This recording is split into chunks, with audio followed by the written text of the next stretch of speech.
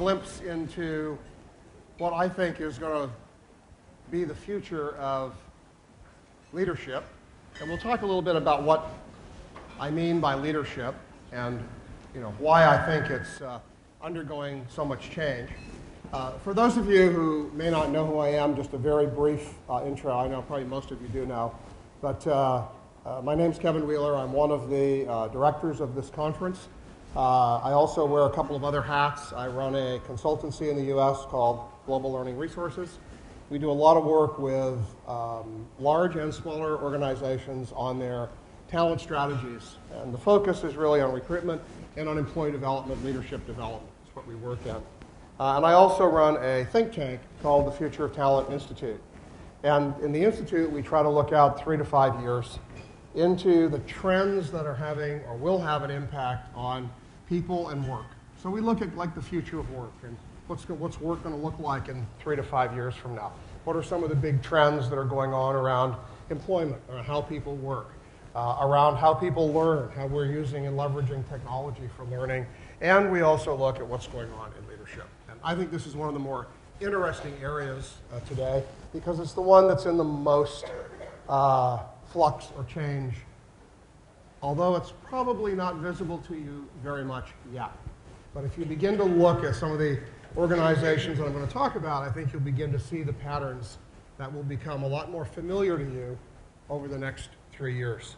So remember, we're talking about what's about to be, not what is.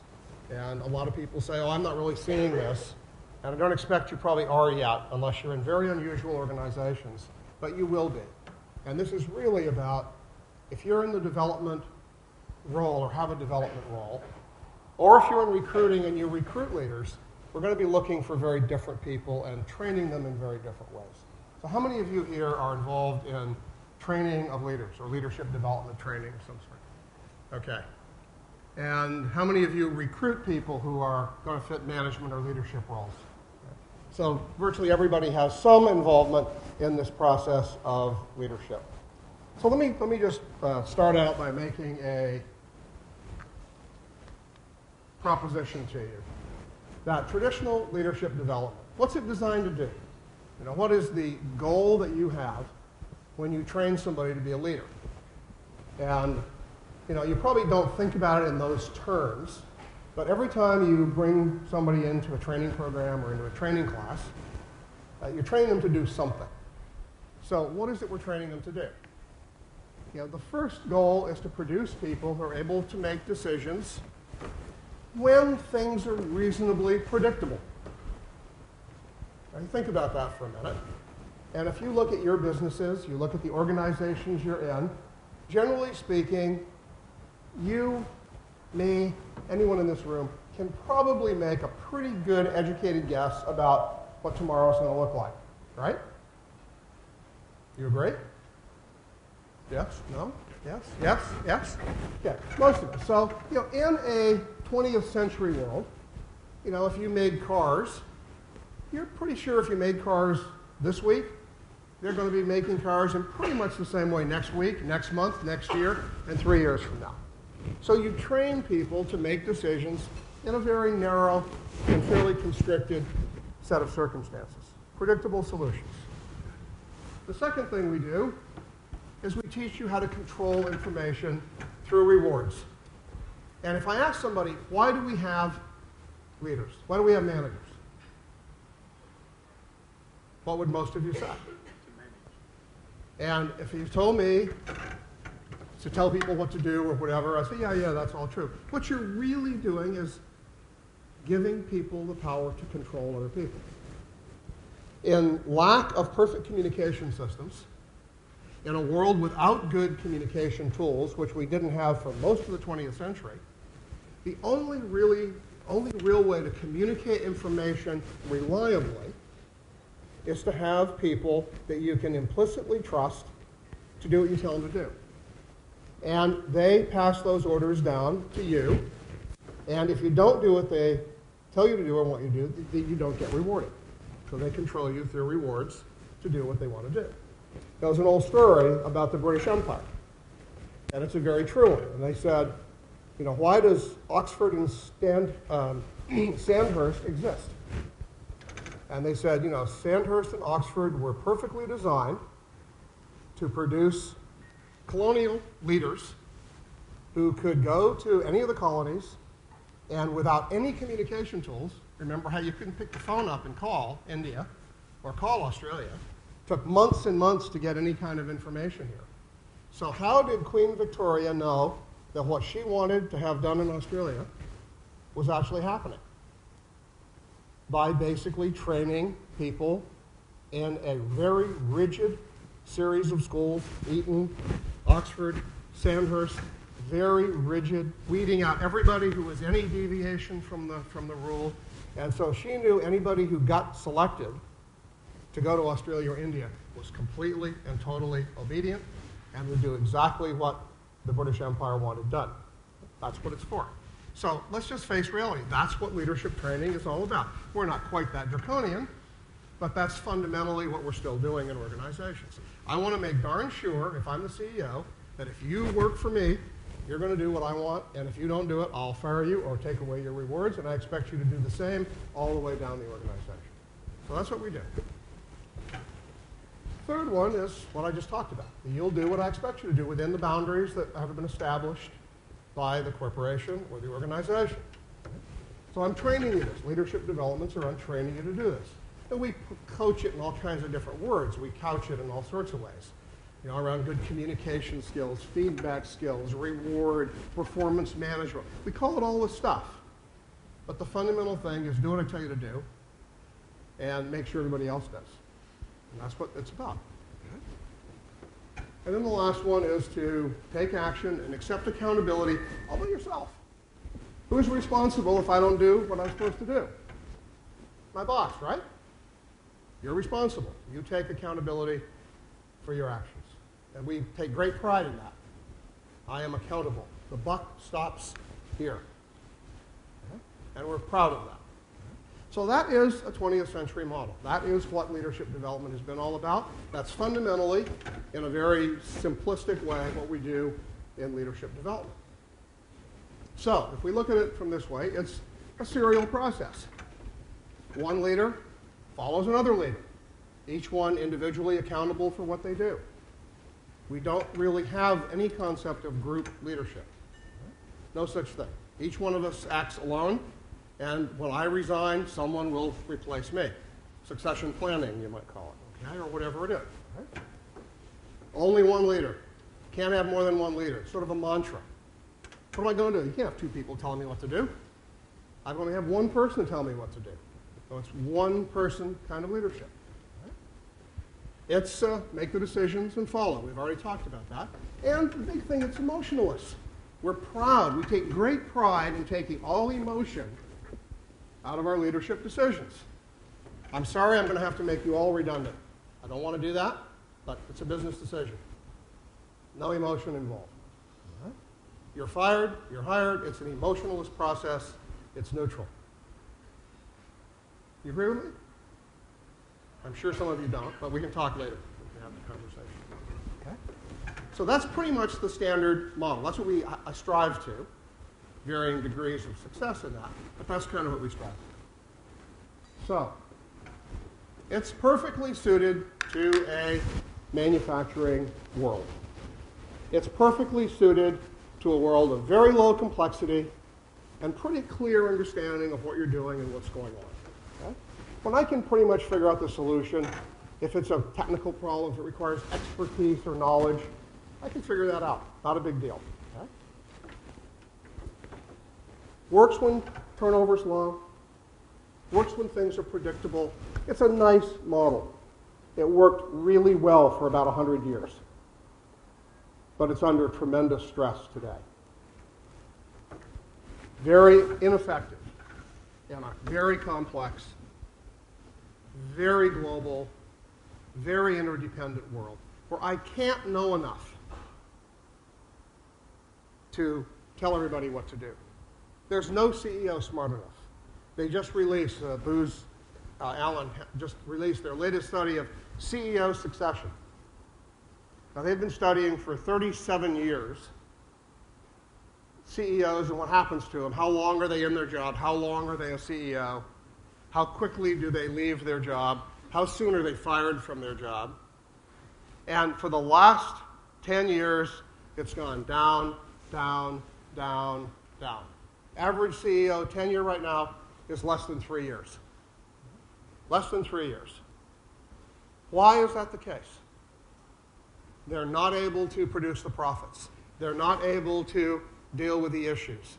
Because the world is no longer simple and clear-cut and straightforward. It doesn't work anymore.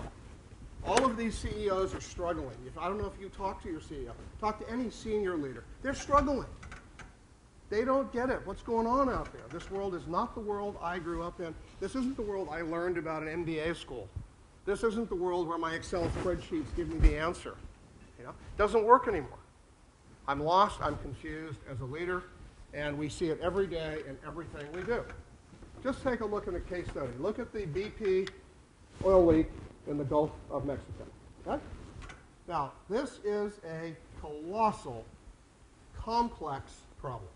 Humongous problem. How would you like to be the head of BP? Anybody here want that job today? I mean, imagining any leader at BP. These are just some of the interdependencies that you're going to be working with. You've got to deal with governments, with technical people, with senators, with wildlife officials, with Coast Guard people. Sorry. Thank you. Aha. Now you can probably hear me. Huh? Okay. You could hear me before, huh? You're in the front. So look at all these people. This is just a small sampling of who you have to deal with, all right? And you're dealing with these people at a variety of levels, and sometimes they're all sitting in the same room, and you've got to talk to them. You've got to make them all happy. You've got to tell them what you're doing, convince the public, the world. You've got the media, you've got television, you've got the press in front of you. And this is even if you're a fairly low-level leader. If you're just one of the technical leaders on one of these ships out there trying to scoop up oil, you're dealing with every single one of these people. Where did you learn about that in MBA school? Okay. Where did you get the training for that? If any of your classes that you teach cover this stuff, you say pass this off to PR. Well, PR doesn't do this stuff anymore, okay? PR is not on these ships out there with a helicopter from CNN swooping down saying, why aren't you fixing the leak? So it's a whole different world that you're part of. Right? How do you stop this bloody leak? We're trying to figure this out. Which expert do we call in? Right now I see it's almost hilarious to me to watch what's going on. The U.S. government's screaming louder and louder. The Louisiana government's screaming louder and louder. BP's working harder and harder, and they still can't stop the leak. It's not about yelling and screaming. It's not about force. It's not about coercion. It's about being creative. It's figuring out how to solve this bloody thing. And in the end, I'll bet you the ultimate solution of this thing is going to come from a bunch of people that theoretically don't know anything about how to stop leaks, who are probably the roustabouts or the guys that spring wrenches on these things that are going to come up with some sort of a creative solution. I'll guarantee you the solution, this will be crowdsourced. It'll be broad-based. It's not going to come from any single individual. It's going to be a very complex and creative process to fix this leak. All right? And complexity. Look at the complexity of this thing. You're drilling a mile down under the ocean. Nobody's ever done this before. They've never stopped a leak this deep. They haven't got a clue how to do this. And this is just like day in the life of BP. And how many other oil wells do they have? And how many other leaks that we're not even hearing about are they probably dealing with? And you're asking leadership to deal with this every day of their career, and we sit them in a classroom and give them, basically useless training for this kind of stuff. They don't need the stuff we teach them. All right? They need the stuff we're not teaching them. All right? Look at all these examples, and these are just some. Terrorism. Suddenly you've got maybe they're going to blow up an airplane. You're the head of Qantas. Maybe you're just the gate agent at Qantas. Maybe you're just a leader of the cabin attendants at Qantas. How are you going to deal with terrorism? What are you going to do? How are you going to respond to this? How are you trained to do this? Are you I don't mean trained in self-defense. I mean just trained. How do you think about this? How do you even deal with this? Where is fear rational and where is it irrational? How do you deal with this stuff? How do you deal with this in our daily life? Okay. Global financial crisis. How do you deal with that? How are you muddling through as a leader of your organization? If you're in a sector that's not affected that much by it, should I be worried or not? I don't know. Confusion. People don't know. The recession, what impact on sales? Google, great example. Here's a company. Its objective, like every company, is make money. They go to China, huge market. You know, I don't know, 40% of the world's people live in China. All right? You've got millions and millions of people, and the potential revenue is astronomical. And yet the Chinese government says, we're going to shut you down. We're going to censor your results. So what do? Do you leave? Do you stay? You know? Do you make a financial decision or an ethical decision? How many of these leaders, how many of you teach ethics? Okay. Yeah, 1, 2, okay, 2 or 3 of you.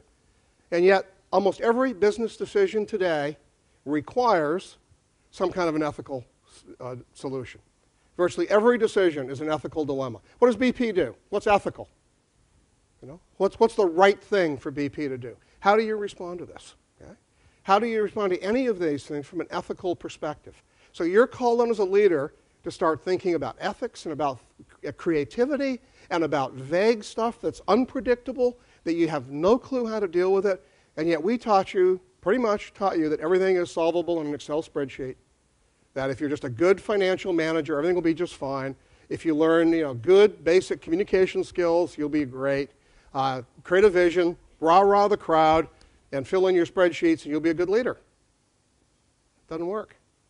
Doesn't work, and we're seeing it every day in the turnover in leadership around the world. Okay? And in the ineffective leadership we're having. It's part of the symbols we're seeing in politics. We're seeing it everywhere. The old models of leadership are failing. Okay? Well, this is the new world. We don't live in a manufacturing world anymore. We're living in a world of knowledge, of information, of instant, vast, tremendous amounts of information. Vastly more than we can deal with. Right? We're living in a world that's complex. It requires long learning curves to really master things. We're living in a world where its processes are complex and multi-leveled. Requires tons of information and expertise that no one human being can possess. Not possible. Right? It's an external, global, interconnected world. Highly complex. Okay? And structures are moving to become very flat, very large, and very team-oriented. So when you look at that stuff, and then you look back at the curriculums that we're dealing with, the way we train people to be leaders, I think anybody can see that this is not the best way. We've got to have something's got to change. Not going to work. It's not working. So it's got to function in a highly complex world, multiple global diverse interactions, and very little certainty about anything. Okay? Very little certainty. Nothing can be counted on or predicted. Right? So the model that we're coming up with is it's got to be concurrent leadership. You cannot be a lone leader. Cannot do it. The concept of a CEO, I believe, is pretty ludicrous. We need lots of CEOs. Okay? We need lots of people in the boxes. Okay? We need all the brain power we can possibly get. And I don't know how many of you know this, but the Roman Empire for 400 years was ruled by 2 people in the box, 2 in a box. They had 2 leaders that coexisted. They both had to be in agreement, consensus, or nothing got done in the Roman Empire. Okay? We may be moving to something more like that. Maybe it's not 2, maybe it's 4 or 5. But it's a very different model. Okay? It's collective action. It's team-oriented. It's multiple people coming to consensus and agreement on this is the direction we need to go in. This is the way we have to move. It's creative. It's very different than what we've got. It's about sharing ideas, sharing your decisions, having real conversations, not saying, what do you think, Bob? Oh, I think this. Okay, yes, sir. Doesn't work that way. Okay? Doesn't work that way. And emotion is critical to this. You're going to have personalized decisions. You're going to have to take into account the ethical and personal impacts of what you're doing. We're seeing this every day when it comes to treating the environment, treating energy, treating our employees. Why doesn't Gen Y want to work for you? Because most organizations, this is what they want, and what they're getting is that flat, sterile other side of this equation. And they're not seeing this as part of the solution here at all. Okay? We're going to have to build emotion into leadership. You know, many of you have probably heard of EQ and all this stuff. A lot of people go, a bunch of crap, it's bunk. But EQ and emotional stuff is going to play a significant role as we move into the future. And management and leadership is going to be selected and trained for those who have these capabilities and skills, that have emotional intelligence, that can understand what's going on out there in the world and how their decisions are going to impact people, how people feel and are affected by these things, that they can understand and manage themselves, their own feelings, the feelings of others. They can build relationships. They have social awareness. They can work in groups and teams and interact with other people. These are going to be essential skills for leadership.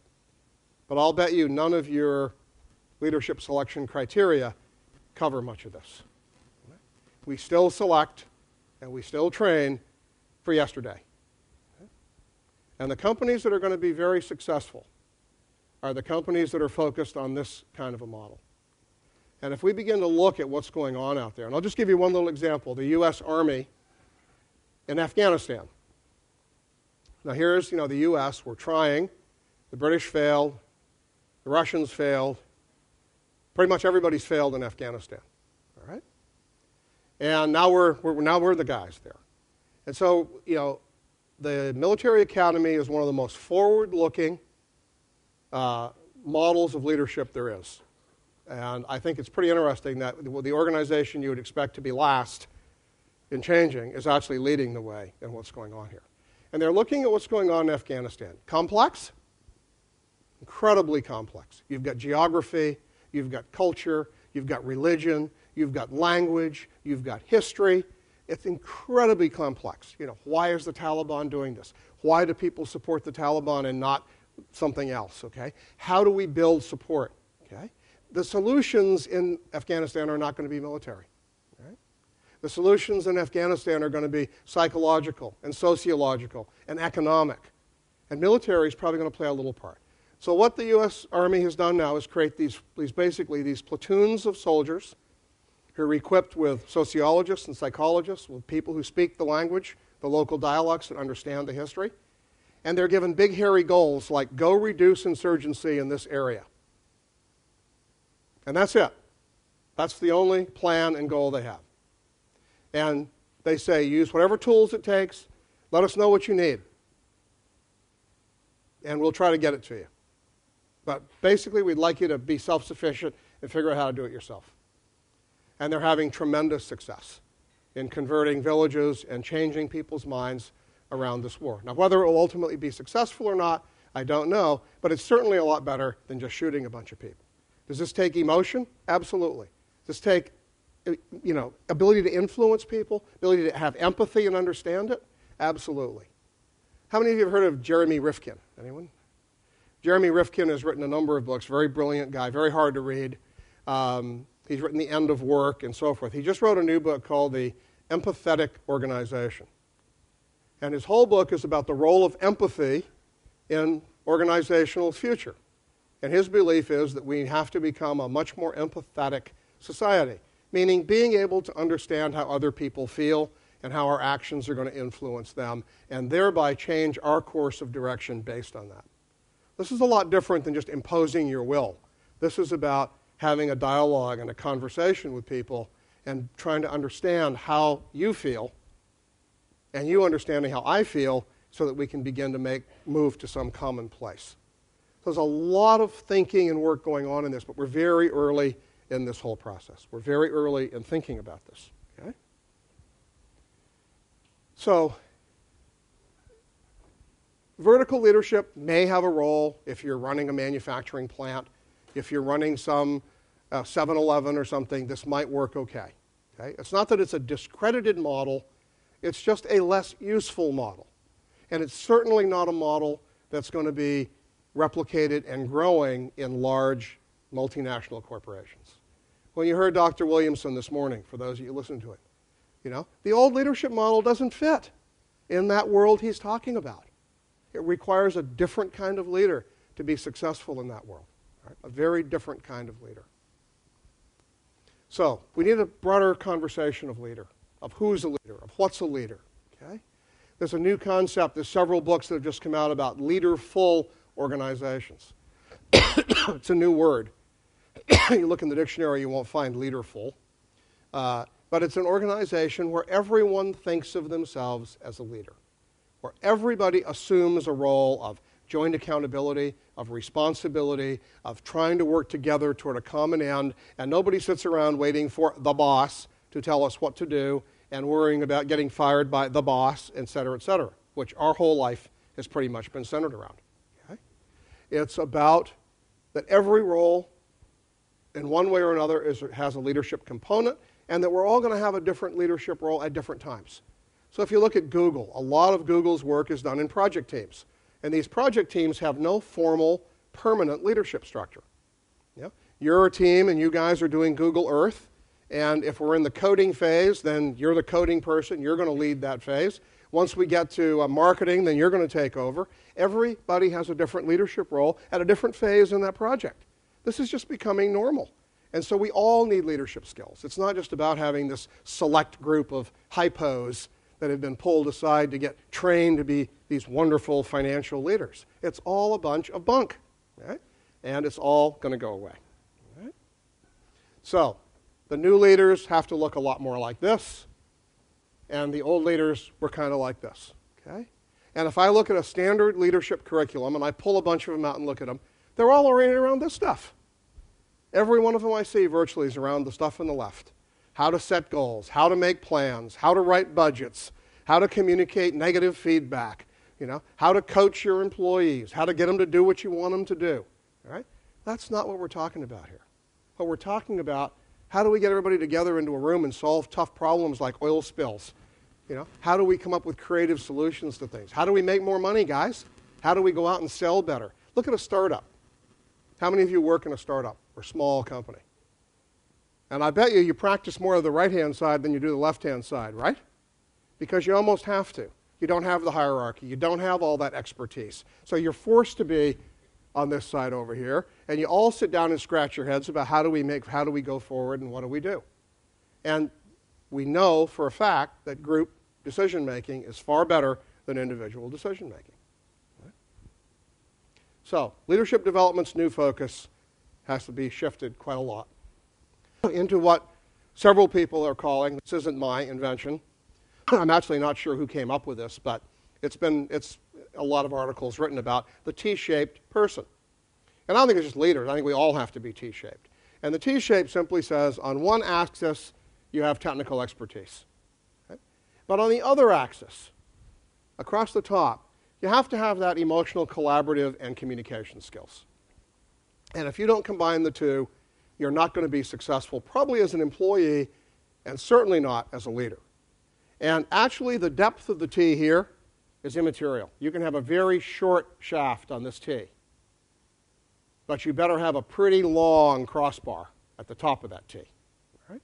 And so we've almost flipped the 20th century around. I always call the 20th century was a century of building. It was a century of creating, making stuff. It was the maker's century. You can say the 19th and 18th were farmer centuries. The 20th was a builder's century. And now we're moving into a knowledge century, a very different place. We can make stuff. Automation will make stuff. We don't need so much of this technical expertise. We need a lot more of the stuff across the top of that. The technical expertise is often available on the internet or buried in various software tools or automated into equipment and machinery, or we can pool a bunch of technical experts together that will probably be in a university or somewhere where they can't do any damage. Okay? So, we've got to deal with ambiguity, all right? This is a world where there aren't any clear answers. Nothing's very clear. What's Australia going to look like in 10 years? Who knows, what's going to happen with the GFC and with resources and with China and So anybody got an answer here? Anybody know for sure? Anybody even able to predict remotely what's going to happen? I don't think so. Nobody knows. It's a world where you're going to have to act quickly, on your feet, constantly understanding and seeing what's going on, emotionally attuned to what's going on, and intellectually attuned. So how do you do this? You're going to have to develop skills in dealing with ambiguity. You're going to have to develop skills in creating simulations, scenario planning, leveraging social networks, solving problems in groups. That's what we need to be training our managers. This is the stuff that they need skills in. We need lots more courses and a lot more practice in doing this thing. We probably need to change how we structure a lot of our organizations and make them broader and more team-oriented, more interconnected, so that we can share and practice this stuff. We need to be putting them into things like, what if an oil well blows up? What are we going to do? What if China censors us? How are we going to respond? Okay? What if the resources market dries up? What's Australia going to do? How are you going to respond to that? Those are the stuff that's important.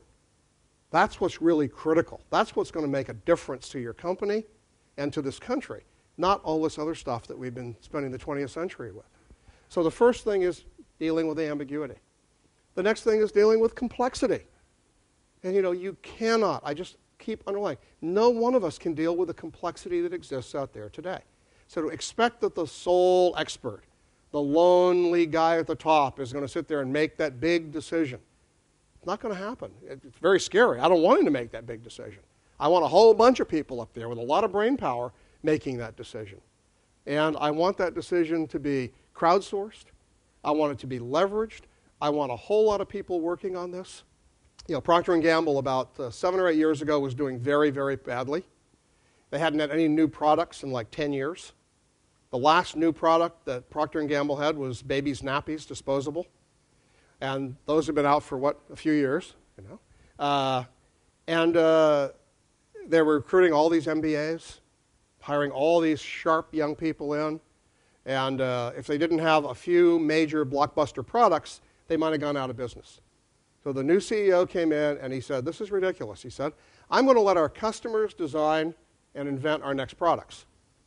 So they opened up this huge website that you and I, all of us can go in there. Everybody can say, we want this, we want that. Here's a great idea. How about this? They created this entire forum, and they required all their designers and all their product developers to participate in this online forum and discussion room.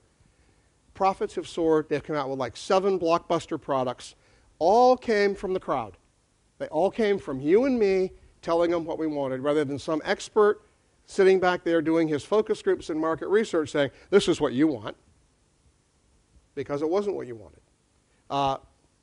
Eli Lilly, huge manufacturer of drugs, has gone out with a site asking people to help them solve problems. So they have these huge technical chemical problems, like we don't know how to, I can't even understand what the problem is. But they've got these huge complex problems that are laboratory scientific problems. They put it on the web. You can go in there. Anybody who contributes to the solution gets paid. They've solved like a dozen major, huge issues that they hadn't been able to solve for 10 years by just opening up to the whole world and saying, help us to solve these problems. So it works. We know it works. There's lots of examples that this works, okay? And it's not about owning your IP. It's not about holding on to stuff. It's about letting go of stuff. It's about opening up, spreading out, and letting everybody share in what you're doing. A very different place. It's the only way to deal with complexity. I'll bet you if BP put a website out saying, how do we solve this oil leak, that they would probably, in a matter of hours, have 100 great solutions that nobody's thought of at BP yet.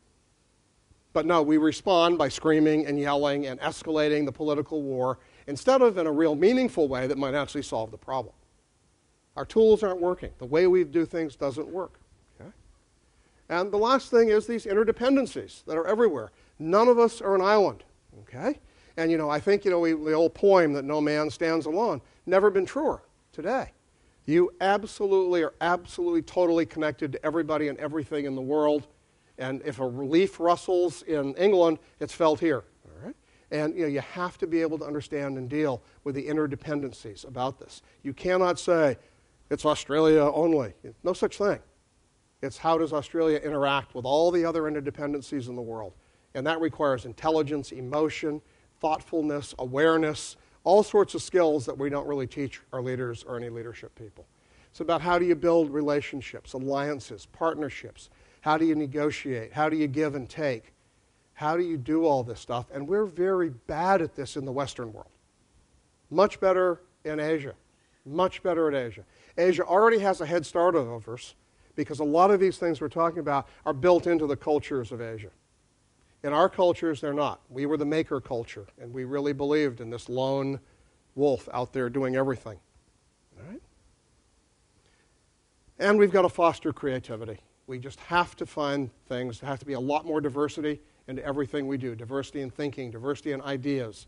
You know, to only get your ideas from America, to only get your ideas from your own employees, to only get ideas from is a self-defeating proposition. Open the doors and get ideas from everybody everywhere that you possibly can, no matter how weird, no matter how diverse and different they are. Explore, experiment, fail, but as they say at Google, fail, but fail fast. And pick up yourself and move on to the next thing. Don't take a long time to fail. All right? Try it. It doesn't work. Go on and try something else. Okay? But it's a world where we don't have all the answers. Nobody has all the answers. And it's a world where we've got to experiment to figure out what's going on. I'll throw out some assumptions for you here, just to challenge you. If you want to know a little bit more of my thinking on this, I wrote a blog post about this a couple days ago that you can read. But, let's get rid of budgets. Budgets are just control tools.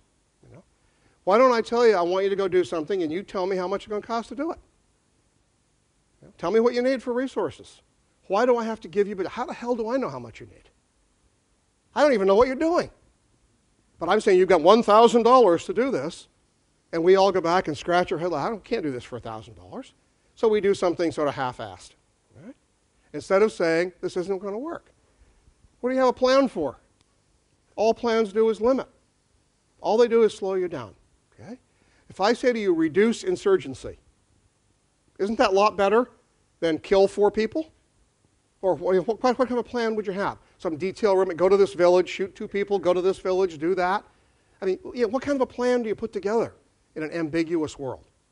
You give people big, hairy goals. You put them together in a good group of people, a big crowd source of people, and you let them go and do it. Okay? Why do you have a deadline? If anybody here ever significantly shortened a deadline, even if you did, you probably didn't tell anybody. You said, good, now I can kick back for 3 days. It's not due till Friday. Why would I do it early? If I do it really early, they're going to tell me something's wrong. You're basically calling whoever gave you the deadline an idiot because they didn't know how long it would take. You might want to finish a little early to show that you're very smart, but we're very, very careful how much we do that. But maybe you could do this thing in an hour, but you've got a week. Let's take the week. Why hurry? Right? Deadlines are ridiculous. And rules are mostly stupid. Listen to Woody Allen, yeah? Hey, whatever works, within a certain set of ethical principles, So it's about changing. This is all 20th century stuff. And if you're building cars, it works. If you're fixing terrorism or oil leaks or whatever, it doesn't work anymore. I don't know how much it costs. I don't have any idea what the plan is. I don't even know what the right rule is. And so who's sitting around spending countless wasted hours making up this stuff? Get rid of them. And just go for it. And that's what I love about a company like Facebook or some of these little startups. They don't have any rules. Did you tell them something that, this is the law? Really? Yeah, I didn't know that. We haven't been doing that for 3 years. They don't care. They just go do what works. And all I say is you need some ethical principles around that, but go do what works. Okay? That's what it's all about. So the new focus is going to be on leveraging social networks, ideas, brainstorming, learning, maybe being mentored virtually and face-to-face, finding lots of people around the world to mentor you. I don't mean formal mentoring, like you are now my mentor. It's about, hey, I'm going to put a tweet out and say, Kevin, what do you think about this? And I may or may not answer. But hey, if you put out enough tweets, enough people will answer, and you'll get some great ideas. That's mentoring, okay? Find people that are knowledgeable in certain areas and go ask them stuff. That's why we've got the internet. That's why we've got Twitter. That's why we've got all these tools out there. Use them, and use them effectively to do that, okay? Development within context, what are you trying to do? What's our goal here? What is our rationale for existing? Why do you do whatever it is you do? And I think most companies are very unclear about the why. You know, the beauty, I think, about a company like Apple is, why does Apple exist? Not to make computers, because they make iPods and a bunch of other stuff, So why does Apple exist? And, Steve Jobs, he said something very good. He said, we exist to make beautiful, perfect things. Okay? They can make chairs, tables. They just choose to focus on electronics. But we want to make beautiful, elegant, perfect things. And they do. Pretty much, they do. And that's a great why.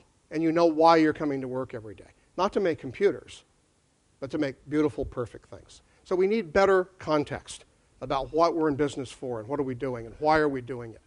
Okay?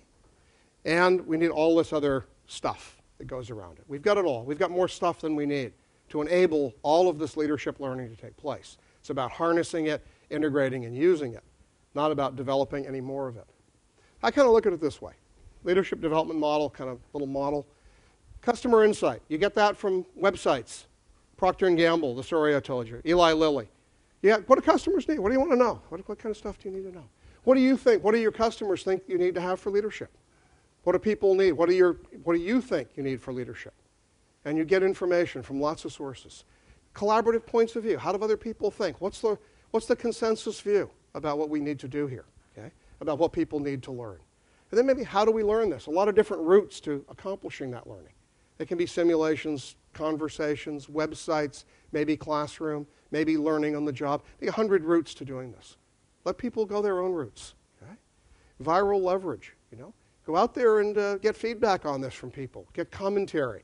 Listen to what's going on, to what people are saying. A lot of this is in the EQ space, about listening, empathy, leveraging what people are saying, and then continue to have conversation and community and feed that back into this.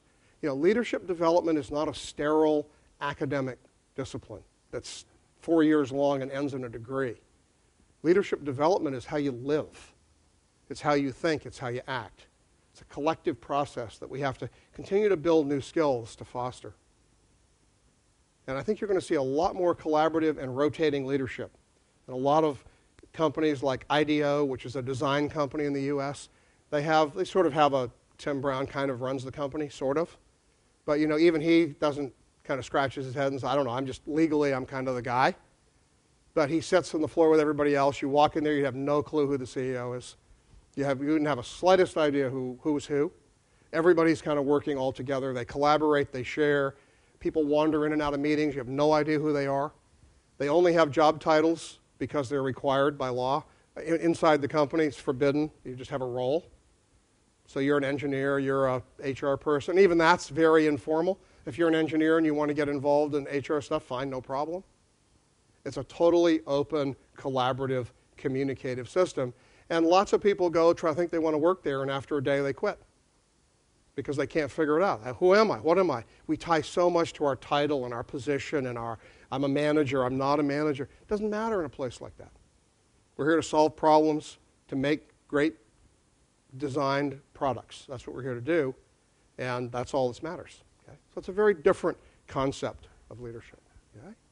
So a lot less focus in the classroom, a lot less focus on theory, a lot more, if you want to do theory, learning it after you know how you're doing something, and you can go back and look at why, if it's even important, or if it even lasts that long. Social networks, virtual stuff is critical.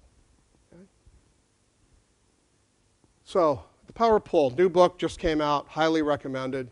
I don't know if any of you know John Hagel or John Seeley Brown, but they're two really innovative thinkers in the talent space. They're both in California, and they've written a couple of books. This is their newest one. And, I'll let you read that. But I think this last section, the success of institutions, depend on their ability to amplify the efforts of individuals. That's what it's all about. How do I amplify you? That's what leadership is. How do I amplify all of us so that we're much better collectively than any of us are individually? That's what it's really about. That's the power of leadership. Okay? It's doing what you couldn't possibly do alone and helping people and fostering people to do that. So I'll let you look through that. I'm not going to read them all. The only one I will talk briefly about is this being culturally sensitive and competent. Once again, it goes back to that EQ, emotional side of stuff. We need to be vastly better at this than we are. And I would say if there's one glaring hole in leadership education, it's the emotional side of it. It's this kind of stuff. It's understanding diversity and cultural differences and being able to deal in a world that's not all rational, scientific, and can all be put on a spreadsheet. Here's some online resources that you might want to look at. I'm happy to make these available to any of you, and you can do that by sending me tweets or writing to me. If you want to read about that budget stuff, you can go to my blog there, thebyto.com. Go to any of my websites, send me an email. I'm happy to be a networker, a collaborator, a sharer. And if we get any questions, let's go for it. Thanks. Kevin, Ray Hintz from BHP Billiton. Western culture has always been about having the standout individual, whether it's sporting teams or whether it's businesses, to lead it. What you're suggesting is, and you did mention about a company in America, do you see the day coming when the traditional organisational structures of big companies will change the point where you have executive managers reporting directly to boards and there won't be a CEO? I think that's very, very likely, very possible. I think what we're saying, it's really a very interesting time. And like I'm saying, we're talking 3 to 5 years out here. But if you look at Gen Y, and I base a lot on what's coming in terms of the generations that are moving in, this is a generation that is already tribal in how it thinks about things. This is a generation that already works in teams and groups and consensus. If you go to a school, at least in the U.S., and I'm probably true here, we don't sit in rows anymore. They're sitting in tables like this. They're sharing and doing work together. Almost no one does individual work or assignments. In my university classes when I teach, if I told my students to do something on their own, I think they'd all faint. Right? It's all group projects. It's write a paper together. It's collaborate. This is the way it works. And so if you see that as the generation coming up, you know that this focus on our focus on individual everything is going to change. Now, whether that means the CEO itself disappears or becomes different, I don't know. I don't have that much of a crystal ball. But I think we are definitely safe to say that it's going to look a lot different than it looks today. And there's going to be a lot fewer people who have the title, manager, director, whatever it is. Question? Yeah, okay. Kevin, Ross Clinnett. I don't disagree with anything you say, but back in the real world, where what you're talking about is very much in the minority inside organisations, what actually has to happen to get that shift occurring? Because I don't know about the US, but in Australia, people's leadership behaviours are going to be influenced firstly by the culture inside their organisation and secondly by MBA programs. So I'd be really interested in your perspective in, without a